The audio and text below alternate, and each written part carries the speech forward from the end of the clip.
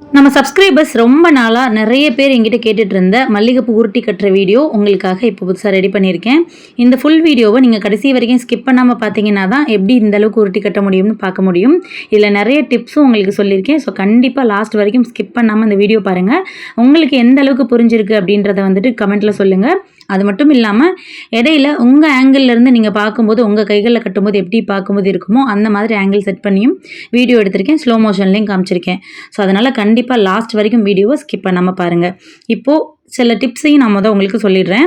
முதல்ல நீங்கள் ஃபஸ்ட்டு கட்டும்போது ரொம்ப குட்டை குட்டையாக இருக்கிற மாதிரி பூக்களை வாங்கிட்டு வராமல் நல்லா நான் வாங்கியிருக்க மாதிரி நல்லா நீட்டு பூவாக வாங்கிக்கோங்க. இது ஃபஸ்ட்டு டிப்பு. நீங்கள் வாங்கிட்டு வந்த பூ வந்துட்டு ரொம்ப சூடாக இருக்குன்னா கொஞ்சம் நேரம் அப்படி லைட்டாக ஓப்பன் பண்ணி விட்டு நல்லா ஒரு தட்டிலையோ இல்லை ஒரு பேப்பரோ விரித்து நல்லா பரப்பி விட்டுருங்க.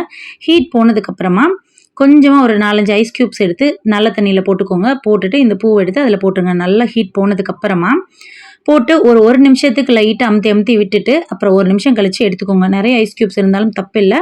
ஆனால் 1 நிமிஷத்துக்கு மேலே பூ வந்து தண்ணியில் போடாதீங்க. முக்கியமான விஷயம் நல்ல தண்ணியில் தான் நீங்கள் போடணும்.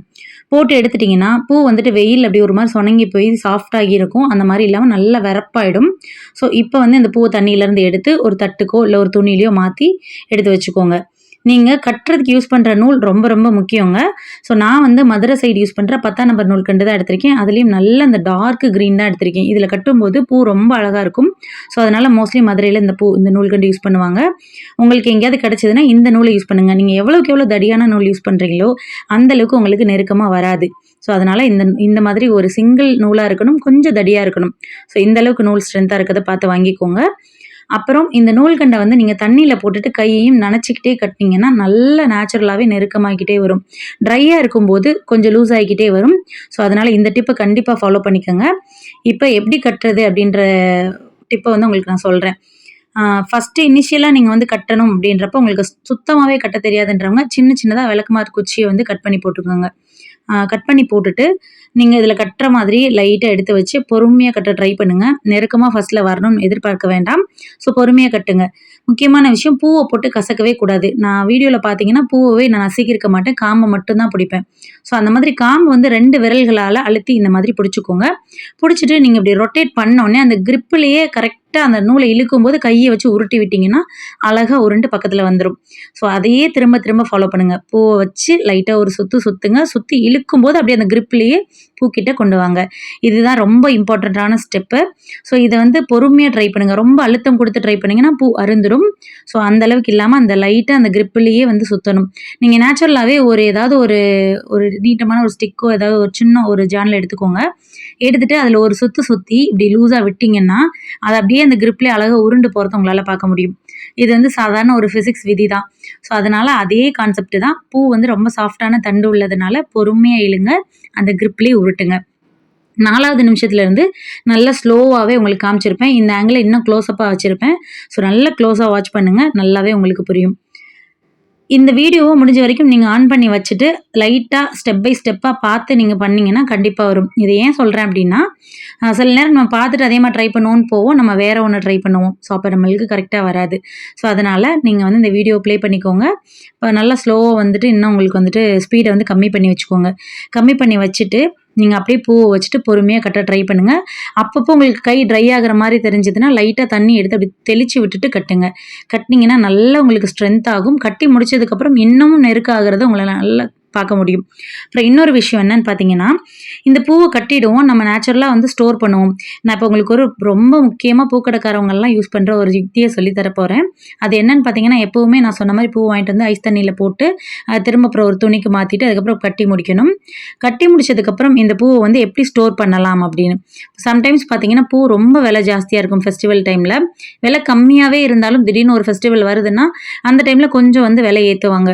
ஸோ அப்போ வந்து பூக்கடைக்காரங்கிட்ட மட்டும் அதிகமாக பூ இருக்கும். ஆனால் அவங்க அன்னைக்கு தேதிக்கு வாங்கினாங்கன்னா கிடையவே கிடையாது.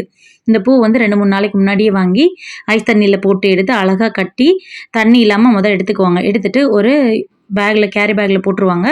போட்டு நல்லா டைட்டாக கட்டிப்பாங்க. உள்ளே ஏர் இல்லாமல் நல்லா அமுத்தி எடுத்து விட்டுட்டு டைட்டாக கட்டிடுவாங்க. அதே மாதிரி 3-4 கேரி பேக்கில் மாற்றி கட்டிப்பாங்க. கட்டிட்டு ஃப்ரிட்ஜில் வந்துட்டு சென்டராக வைப்பாங்க. உள்ள லாஸ்ட்டில் அந்த ஃப்ரிட்ஜோட செவர் பகுதி வரும் பார்த்தீங்களா, அந்த ஓரத்தில வந்து போகாம, சைட்ல போகாம சென்டர் ஏரியாஸில மட்டும் அப்படியே அழகா வச்சுருவாங்க. இப்படி பாக்கெட்டா வச்சிருக்கிறப்போ 3 நாள் கழிச்சு நீங்க ஓப்பன் பண்ணி பார்த்தாலும் அப்படியே ஃப்ரெஷ்ஷா இருக்கும். வாசனையும் குறையாது. ஸோ இது வந்து மதுரையில பரவலா யூஸ் பண்ற ஒரு மெத்தடு. ஸோ நீங்களும் இந்த மாரி யூஸ் பண்ணலாம். சும்மா எங்களுக்கு மறுநாள் யூஸுக்கு தாங்க, ஒண்ணும் பிரச்சனை இல்லன்னா, உங்கள்ட்ட ஏர்டைட் கண்டெய்னர் ஏதாவது இருந்ததுன்னா, அதில போட்டு ஃப்ரிட்ஜில நீங்க வச்சீங்கன்னா, பூ அப்படியே ஃப்ரெஷ்ஷா இருக்கும். மறுநாள் பார்த்தீங்கன்னா, ரொம்ப நேரத்துக்கு வாடாது. முக்கியமான விஷயமே அதுதான். இந்த ஐஸ் தண்ணீல போடும்போது சீக்கிரமா வாடி போகாது. நல்ல வெள்ளை வெளேர்ன்னு அருமையா இருக்கும். ஸோ இந்த எல்லா டிப்பையும் ஃபாலோ பண்ணி நீங்க வந்து இந்த பூவ கட்டி பாருங்க. உங்களுக்கு இந்த வீடியோ ரொம்ப பயனுள்ளதா இருக்கும்னு நான் கண்டிப்பா நம்புறேன். நீங்க கேட்ட மாதிரி இந்த வீடியோ வந்திருக்கா அப்படியா இல்லையான்றத வந்துட்டு சப்ஸ்கிரைபர்ஸ் ஆன நீங்க தான் எனக்கு கமெண்ட்ஸ்ல சொல்லணும். சப்போஸ் உங்களுக்கு இன்னும் புரியல அப்படின்னா, நான் வேற பூ கூட வாங்கி உங்களுக்கு கட்டி காட்ட நான் தயாரா இருக்கேன். ஆனா கமெண்ட்ல உங்களுக்கு புரிஞ்சது, புரியாது என்னன்றத தெளிவா சொல்லுங்க. சொன்னீங்கன்னா நான் அடுத்த வீடியோல உங்களுக்கு கண்டிப்பா தெளிவுபடுத்துறேன். இந்த வீடியோவ கடைசி வரைக்கும் ஸ்கிப் பண்ணாம பார்த்து, கண்டிப்பா நீங்களும் பூ கட்டி உங்களுக்கு சரியா வந்துருச்சுன்னா, எனக்கு கமெண்ட்ல வந்துட்டு சொல்லுங்க. உண்மையிலேயே நான் ரொம்ப சந்தோஷப்படுவேன். நம்ம சேனல்ல பூ கட்டுற வீடியோக்கள் மட்டும் இல்லாமல் நிறைய சமையல் குறிப்பு, சமையல் வீடியோக்கள் வந்து நிறைய அப்லோட் பண்ணியிருக்கிறேன். உங்களுக்கு வேணும்னா செக் பண்ணி பாருங்க. ஹெல்தியான முறையில வீட்ல இருக்கிற பொருட்கள வச்சு எப்படி சமைக்கலாம் அப்படின்றத பத்தின வீடியோக்கள் தான் அதிகமா இருக்கும். ஸோ நம்ம கடையில வாங்கிட்டு வந்து அன்ஹெல்தியா சாப்பிட்டு உடல் நலத்தை கெடுத்துக்கிட்டு காசை சேவ் பண்றோன்ற பேர்ல லாஸ்ட்ல அந்த காசை கொண்டு போய் மருத்துவமனையில தான் செலவு பண்ணிட்டு வருவோம். ஸோ திரும்பவும் இயற்கைக்கு மாறுங்க அப்படின்னு நான் சொல்ல முயற்சிக்கிறேன். ஏன்னா அந்த மாதிரி சாப்பிடும்போது உண்மையிலேயே நம்மளோட உடல்நலம் நல்லா இருக்கு. ஸோ அதனால ஏதாவது சமையல் குறிப்பு சம்பந்தமான வீடியோக்கள் உங்களுக்கு வேணும்னா நீங்கள் தாராளமாக கேட்கலாம். கண்டிப்பாக நான் அப்லோட் பண்ண தயாராக இருக்கேன். ஸோ நிறைய நல்ல வீடியோக்கள் நம்ம சேனலில் அடுத்தடுத்து இன்னும் அப்லோட் பண்ண இருக்கிறேன். ஸோ அதெல்லாம் தெரிஞ்சுக்கணும் அப்படின்னா சப்ஸ்கிரைப் பண்ணி வச்சுக்கோங்க.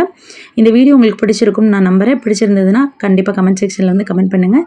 வீடியோ பிடிச்சிருந்தா லைக் பண்ணுங்கள். சேனலை சப்ஸ்கிரைப் பண்ணி சப்போர்ட் பண்ணுங்கள். இந்த வீடியோ உங்களுக்கு பயனுள்ளதாக இருந்ததுன்னா உங்களுடைய ஃபேமிலி அண்ட் ஃப்ரெண்ட்ஸுக்கும் இதை அனுப்பி கொஞ்சம் சப்போர்ட் பண்ணுங்கள். தேங்க்ஸ் ஃபார் வாட்சிங்.